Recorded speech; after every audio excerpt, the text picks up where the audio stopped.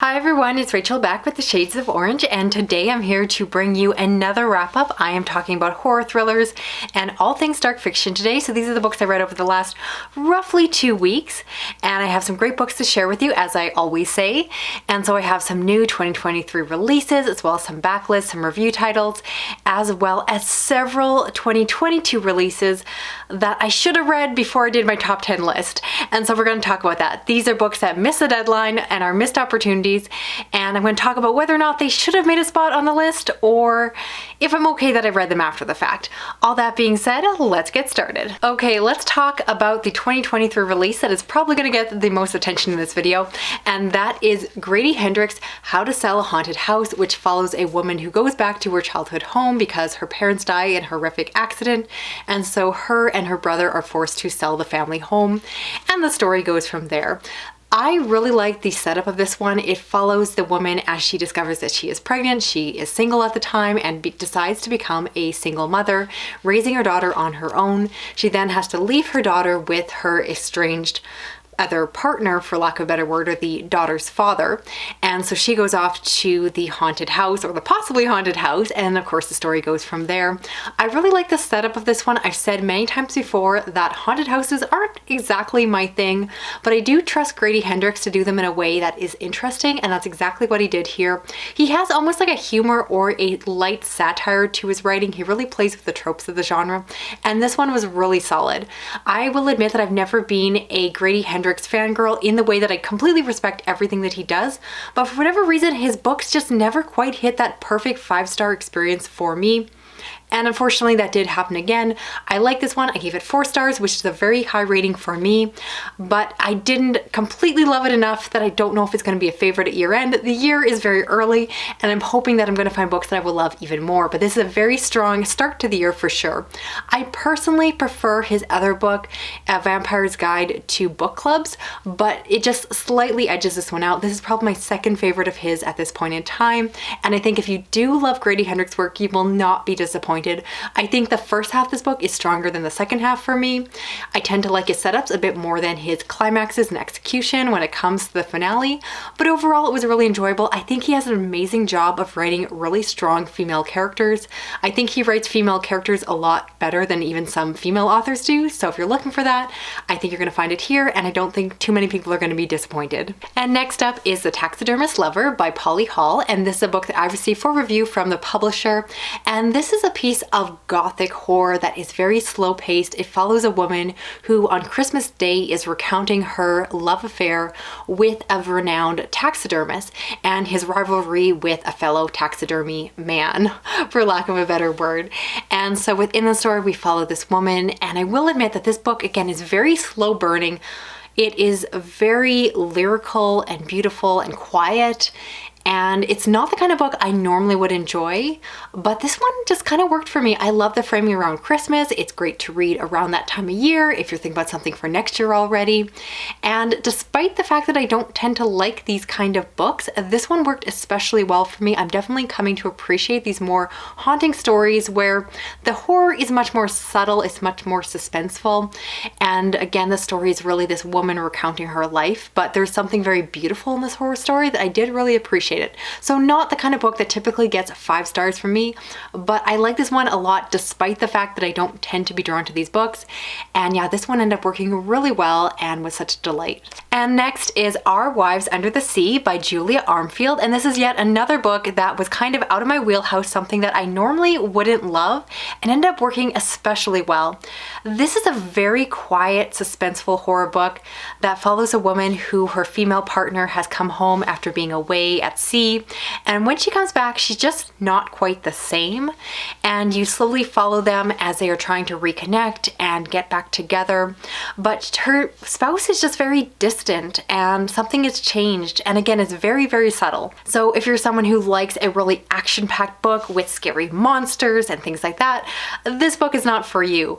But if you're looking for a book that is haunting and beautiful and again slow burning, which again are not words I normally would describe as my favorite books, this is that book, and it worked really well. The prose are gorgeous, and I'm not someone who appreciates nice prose, but I was completely sucked into this book. If I had a complaint, it's the fact that really not a lot happens. So if you're looking for a really big, punchy climax, you might be left wanting more. But despite that, I just enjoyed spending time in the story. I enjoyed spending time with the characters, and I just thought it was, yeah, really beautiful. So who am I? I'm talking about all these like beautiful, slow burning horror books. If my past self was watching this video now, they probably wouldn't recognize me, because if you go back to like 5 years ago, that is not how I was describing books that I really enjoyed. But yeah, these ones are really surprising me, and I'm definitely continuing to see my reading taste evolve, which is why I like to do Booktube, is I really enjoy getting to chronicle how my tastes change and evolve over the years. So hopefully for any longtime subscribers that have stuck around over the years, hopefully you enjoyed that as well. Let me know in the comments. And I also read Black Paradox by Junji, and this is a horror manga that I was trying to read before the end of the year because I wanted to know if it was going to make a place on my list. It was translated in 2022. In the story, we follow a group of individuals that form this suicide club, or this pact.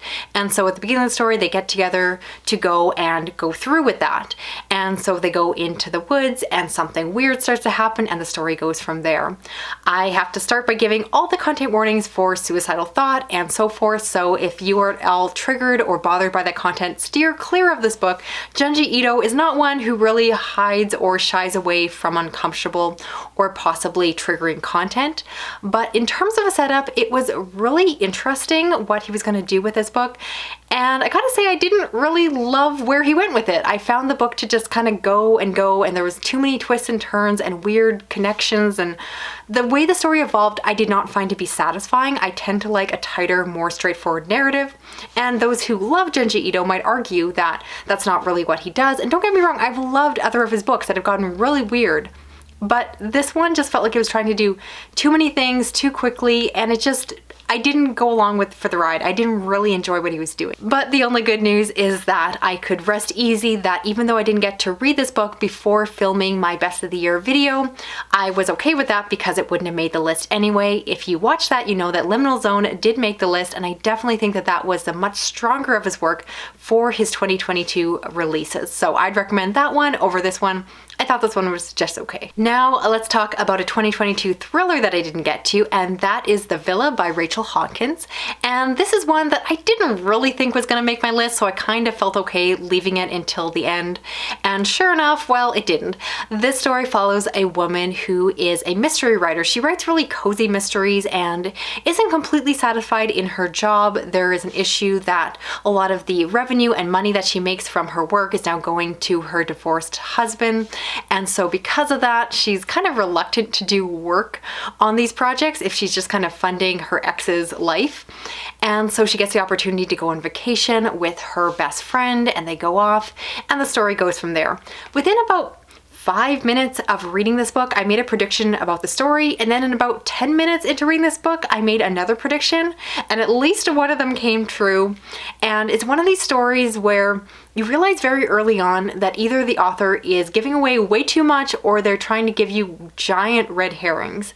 And I don't want to give away what actually happened with my predictions, but I'll say that regardless of the results, the book was really unsatisfying. I felt that it leaned into a lot of tropes that I don't love, and even though it tried to kind of turn them on its head, I found those subversions of the trope just as unsatisfying, unfortunately. So I kind of knew this book wasn't going to be like a 5-star favorite. It's just not really my taste. I'm very, very picky with thrillers if you have watched my videos over the years. So when I find a really good one, definitely pay attention. So this one wasn't horrible, but I found it just okay. I read it in a day because I had the time, but I don't think I'm going to find it very memorable. I don't know if it's going to make my end of the year content in any way or form. I really doubt it. So if you want it, check it out, but I didn't find it super memorable. Then I read The Weight of Blood by Tiffany Jackson, and this is a young adult horror book that I heard about from Stephanie on the Books in the Freezer podcast. This is a story that follows a young woman, a Black woman who is attending a school where they have a segregated prom. And I should clarify that this book is not set in the olden times. This book, I don't think they specifically say the year, but it's set in the near past present. And so I found out that segregated proms in the United States were still happening even as late as like 2007, which I think is approximately when this book is set. So we follow her within the story, and the story is essentially a retelling of Carrie by Stephen King. And it, of course, has a lot of racially charged messaging surrounding it. And so if you know the story of Carrie, you kind of know where the story is going, but I think that that really adds to it. I really love the narrative structure and the suspense and the lead up to what you expect to be the event. And of course, I think that this book has some great social commentary, some really great, interesting conversations around not just prejudice and racism, but also white saviorism and a lot of other topics. This is one that I was able to check out via Scribd. That's the audiobook subscription service that I use, and I always have a link down in the description.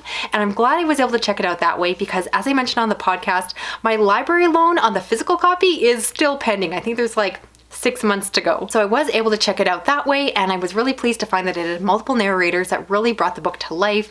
Some of the book is told in kind of transcripts or specifically podcast style, and so it definitely works very well on an auditory level.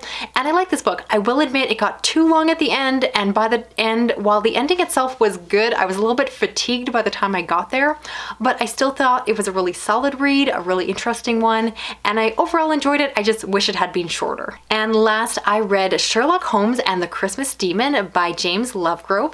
And of course, if you don't recognize that author's name, no, this is not one of the actual stories written by Sir Arthur Conan Doyle, but I understand that this other author has taken the image or idea of Sherlock Holmes and is reimagining him and putting out new books. This is the first one that I've read within the series, but it's not the first one published. You can read them outside of order because it really doesn't spoil anything.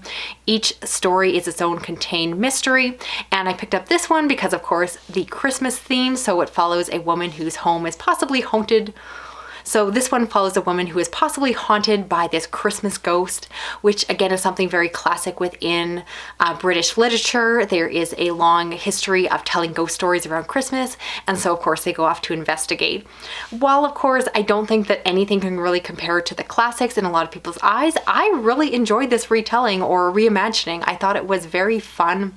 I thought that he really brought the characters to life. I loved Watson, I loved Sherlock, and especially I really enjoyed just the parts where they're using those teeny tiny details of evidence to make conclusions and to solve the case. And I just thought that the humor, the banter between the two men was so well done. I just had a lot of fun reading it. It felt very cozy and just a really nice Christmas read. So I really recommend this one. It was super fun, and I definitely want to read more by this author and more in his series. But I gotta talk about the elephant in the room and admit that at the time of reading this book, I had not yet read the originals, the classics by Sir Arthur Conan Doyle. And so I am currently remedying that. So at the time recording this, I'm slowly working my way through the collection that is available through Audible Plus Library, and so I'm working my way through those, and I'm loving the original story. So I'm really enjoying them. I am hesitant how much to talk about them on the channel because I feel like me reviewing Sherlock Holmes and their work and just saying like, hey, these are really great mysteries, I feel like it's kind of redundant. So let me know if or how you'd like to see me do some Sherlock Holmes content on the channel. But my goal for 2023, or at least another goal for the year, is now to work my way through the entire collection because I'm really loving the original classics and I'm having so much fun going through them. So if you haven't checked them out, be like me and finally get to it this year because they are so worth reading. Everyone said they were amazing and they were totally right. And as my booktube shout out this week, I want to talk about Crystal from Fiberartsy, and I'm hoping I'm pronouncing your channel right because I never say it out loud. But she is someone I recommend for those of you that share my love for thrillers and horror. She has been involved in some fantastic readathons that focus on all things creepy. She does some great book hauls where she finds these like really crazy vintage books. And for those of you that typically watch my science fiction and fantasy content, she also reads those genres as well. We actually have a fair amount of overlap in our tastes, so if you enjoy my content, I hope you'll enjoy her too. Link down below. I hope you go check her out. So that's it for this video here. I'd love to know of the books I talked about, which ones are you planning on checking out for yourself? And also let me know, do you think I missed an opportunity to put one of these books into my favorites list? Or was it okay that they missed the deadline and ended up in this video here? Personally, while some of the books I really enjoyed, I'm still pretty satisfied with how my top 10 rounded round it out. So I'm okay with it, but it's always fun to talk about it. And of course, if you're waiting for me to get to more 2023 releases, don't worry. My plan is to start reading the new books as fast as they come out, as fast as they become available to me. So definitely expect a lot more 2023 titles in the videos coming forward. That being said, if you're new to my channel, I do read a lot of horror, thriller, science fiction, fantasy, and true crime. If that sounds good, definitely stick around and subscribe. You can help me out with this video by giving me a thumbs up, dropping a comment, even if just a little emoji like a detective hat for Sherlock Holmes.